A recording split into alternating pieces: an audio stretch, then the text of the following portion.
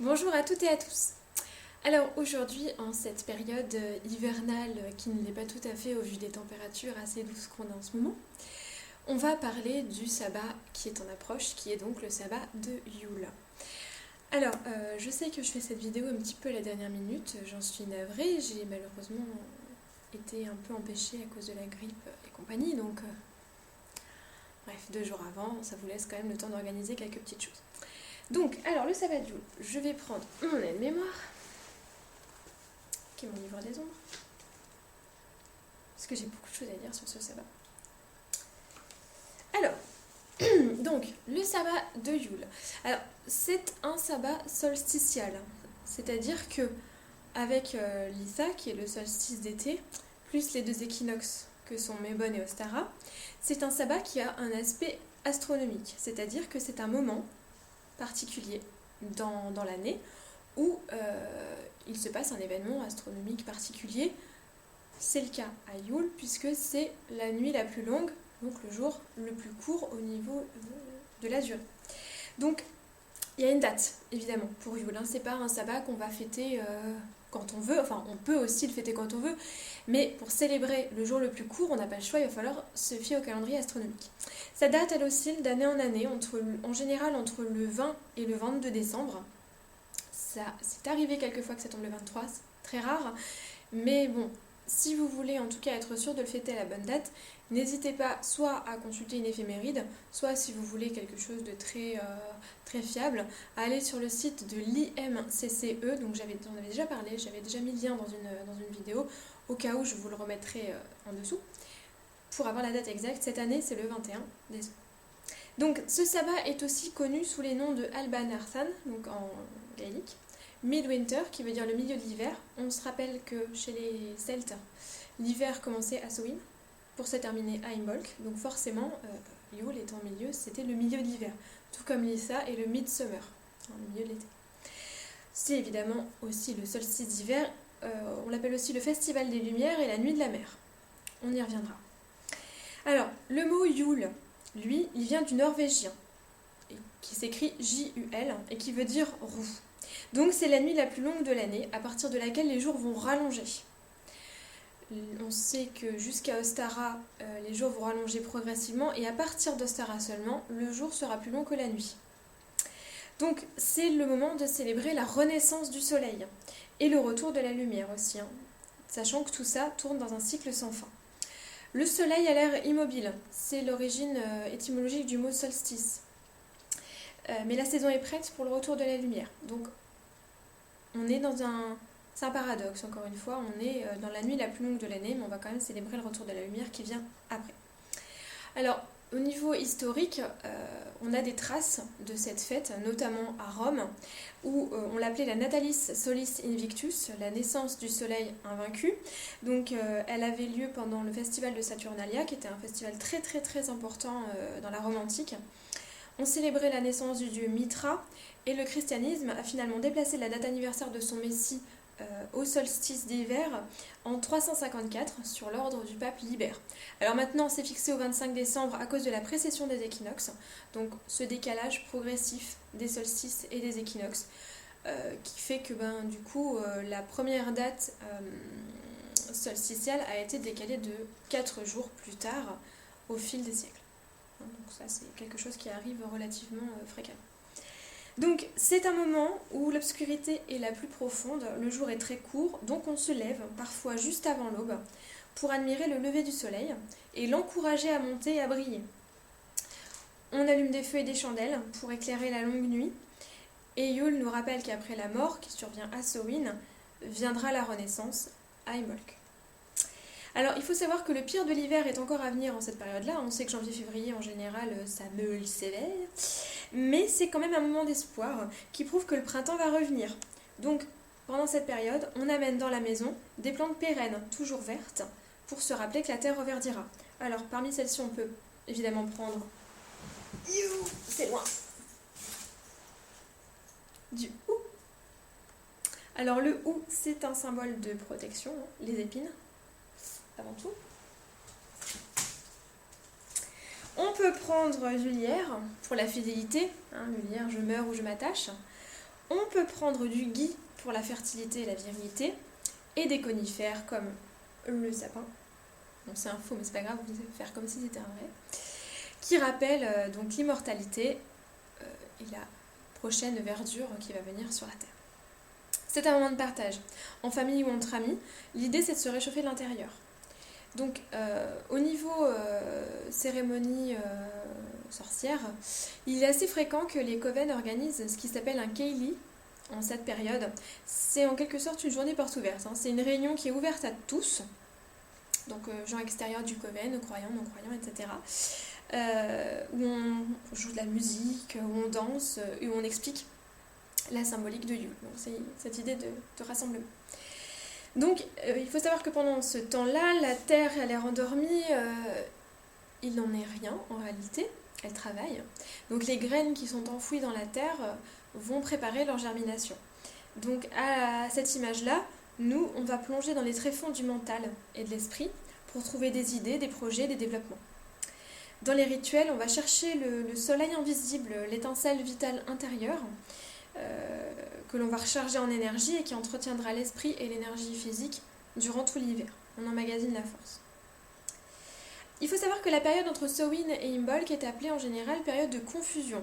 Alors, parce que le soleil renaissant n'est pas encore assez fort pour faire régner totalement l'ordre, donc c'est une période un petit peu de transition, d'inspiration, d'attente du reste de l'année, de commencement et aussi d'espièglerie. C'est une période où le petit peuple est un petit peu taquin, en général. Alors, il est d'usage à Yule que toute querelle et toute arme soient laissées de côté. Donc, si vous avez envie de tuer vos voisins, attendez un peu plus tard. Aucun travail ne doit être entrepris. Bon, ça, évidemment, dans les faits, c'est un peu plus difficile à respecter, puisque votre patron, en général, il s'en fout de Yule. Mais bon, procrastiner un petit peu au boulot. Moi, je sais jamais. On disait que les dieux quittaient leur demeure céleste dans la nuit pour arpenter la terre. Et leur influence se manifestait alors dans toute la nature. On puisait aux sources sacrées une eau que l'on appelait Y, W-Y, pour en asperger la maison et la bénir, et on sortait le fourrage des bêtes dehors pour que les étoiles le bénissent aussi. Et il était aussi d'usage, il y a une très jolie tradition qui veut qu'on secoue les arbres pour les réveiller, pour les sortir de leur sommeil, pour qu'ils ne restent pas secs et stériles au printemps. Moi personnellement j'aime bien cette idée, mais si vous avez envie d'aller secouer les arbres, c'est l'occasion. Alors au niveau des traditions, il y en a plusieurs à Yule. Il y a des traditions que vous pouvez facilement intégrer à vos célébrations, des traditions qui peuvent vous sembler chrétiennes et qui ne le sont pas. La bûche par exemple. Alors la bûche c'est une tradition scandinave qui est arrivée en Europe dans le courant du XIe siècle environ. On l'appelait le Yule log, L-O-G. Donc il faut savoir qu'on pense que les arbres sont la demeure des esprits, des dieux et des déesses. Certains sont tenus pour particulièrement sacrés. Et donc en les faisant brûler, en faisant un feu, les cendres vont se charger de ce pouvoir-là. À Yule, on choisit de préférence le chêne pour des raisons évidentes, puisque c'est l'arbre solaire par excellence, que l'on va brûler pendant 12 jours consécutifs. Alors vous avez le choix pour ces 12 jours. J'ai un cheveu qui me fait skier. Donc, vous avez le choix pour ces 12 jours consécutifs. Vous pouvez suivre la tradition judéo-chrétienne, qui découle elle-même d'une tradition scandinave, que vous faites comme vous voulez, qui consiste à commencer à faire brûler la bûche pendant 12 jours, en commençant, je vais y arriver, le 25 décembre jusqu'au 6 janvier. Sinon, vous pouvez très bien commencer à la faire brûler au solstice d'hiver, donc à la date précise, et la faire brûler pendant 12 jours, comme vous voulez. Si vous avez une cheminée, évidemment, vous prendrez une bûche. Si vous êtes comme moi, si vous n'en avez pas, parce que la chose qui est derrière moi est certainement très sympa, mais c'est pas une cheminée. Il y a des bougies dedans. Voilà, un jour j'aurai une cheminée. Donc si vous êtes comme moi, si vous n'avez pas de cheminée et que vous voulez quand même honorer cette tradition, vous pouvez prendre 12 brindilles de chêne que vous ferez brûler à raison d'une brindille par jour dans un récipient inifugé, comme un chaudron par exemple, un grand plat en fonte, quelque chose comme ça. Donc pourquoi 12 jours? Tout simplement pour bénir les 12 mois de l'année à venir. Voilà, pour apporter chaleur et réconfort. Donc forcément, la dernière semaine de décembre revêt pour un grand nombre de peuples une atmosphère joyeuse, des décorations très riches, lumineuses, colorées, un bûcher, un feu de cheminée, des bougies et des plantes pérennes. C'est une tradition qu'on retrouve un peu partout. Autre tradition, celle du gui, qui est souvent associée au chêne. C'est un symbole très important. Alors, il faut savoir que si vous ne le savez pas, on t'avoue, que le gui est une plante parasite, qui vit donc aux dépens d'une autre plante, et donc il est associé à la fertilité. C'est une plante sans racines. À l'époque des Celtes, quand on a découvert le gui, on ne comprenait pas comment il pouvait survivre. On savait très bien expliquer la croissance des plantes, mais sans racines, c'est un peu compliqué. Donc c'est un symbole de fertilité, d'où le fait de s'embrasser sous le gui. Si on s'embrasse sous le gui, c'est pour accroître sa fertilité. Si vous voulez pas d'enfant, évitez du coup les bisous sous le gui. C'est lié aussi à la virilité, puisque la couleur laiteuse de ces baies évoque la couleur du sperme. Donc il y a cette idée-là aussi.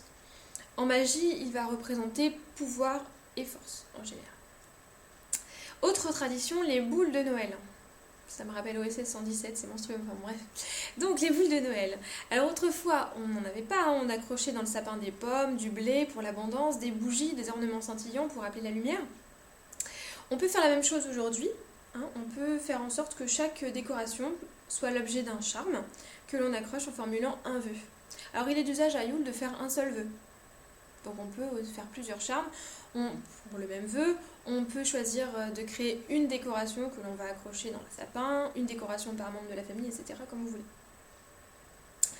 Le sapin, toujours vert bien sûr, est un symbole de pérennité, d'espoir au cœur de l'hiver, en plus ça sent très bon.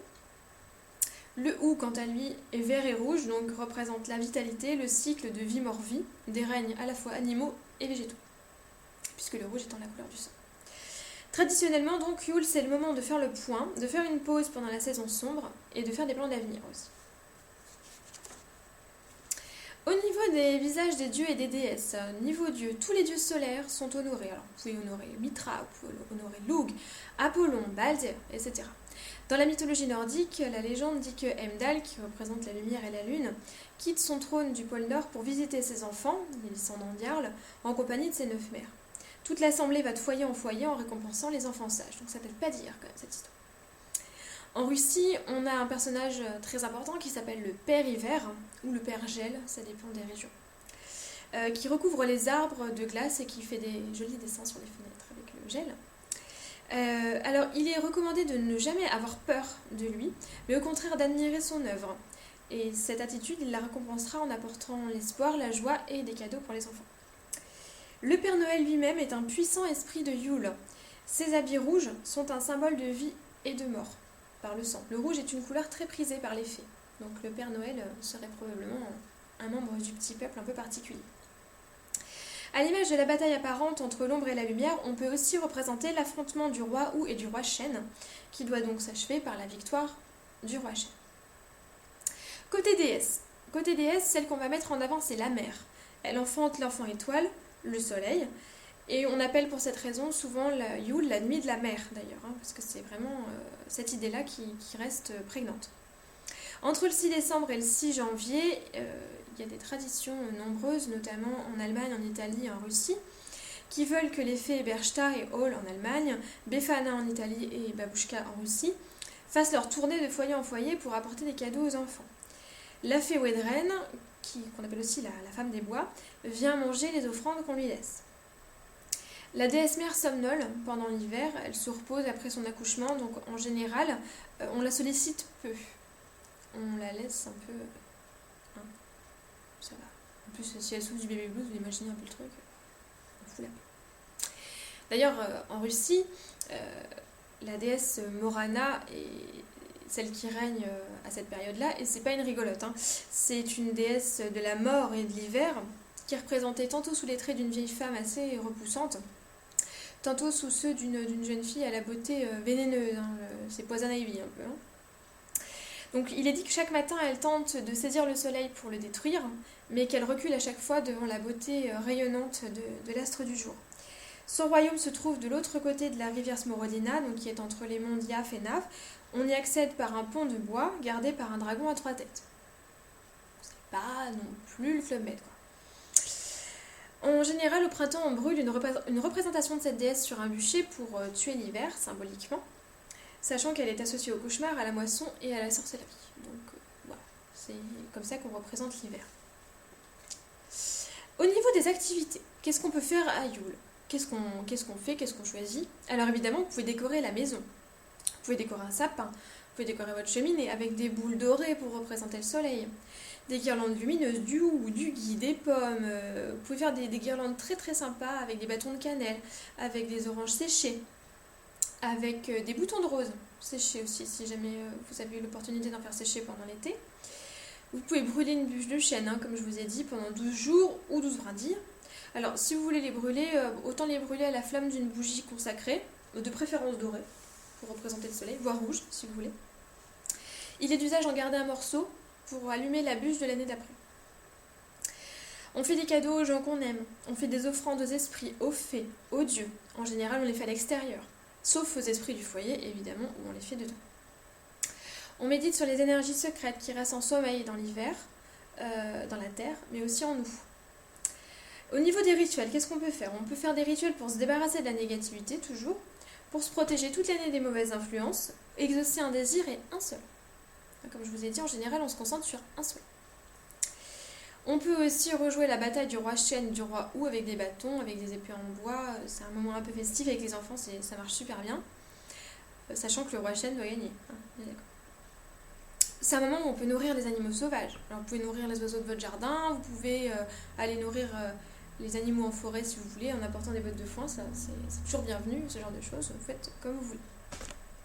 En parlant de la forêt, c'est un moment où vous pouvez aller vous promener pour contempler la nature endormie, récolter des plantes pérennes, écouter le silence. Le silence, ça s'écoute. On laisse en général une chandelle allumée toute la nuit, en hommage au soleil renaissant. Alors on fait attention, on la met dans un photophore, on la met sur un support inifugé, loin des rideaux, des animaux. C'est du feu, ça brûle. Et l'eau, ça brûle. C'est un moment aussi où on prend soin de son foyer, des esprits domestiques, par des offrandes, des petites attentions. On leur offre pas de chaussettes, on est d'accord, ça marche pas, on le sait, les contes l'ont prouvé. On peut leur laisser des petits biscuits, on peut leur laisser des choses assez intéressantes, du lait au safran, des choses comme ça. Niveau nourriture, qu'est-ce qu'on mange? On mange. Ayoul, on mange. On accumule, tel le blaireau qui fait sa graisse pour l'hiver, on fait un peu pareil. Alors on reste dans les mets de saison. Pommes de terre, pommes, poires, poireaux, navets, carottes, blettes, noix, noisettes, etc. Châtaignes, chocolat, pâtisserie, miel, pain d'épices, cannelle, thé, tout ce qui réchauffe. Vous avez plusieurs recettes qui peuvent être très sympas à Noël. Moi je vous conseille le lait de poule et les truffes en chocolat. C'est trop bien. Bref. Donc voilà, j'espère vous avoir donné quelques petites idées pour fêter ce sabbat particulier qui s'avance à grands pas. Et j'espère que vous aurez une belle célébration. Bon Yule à tous. Salut, à plus tard.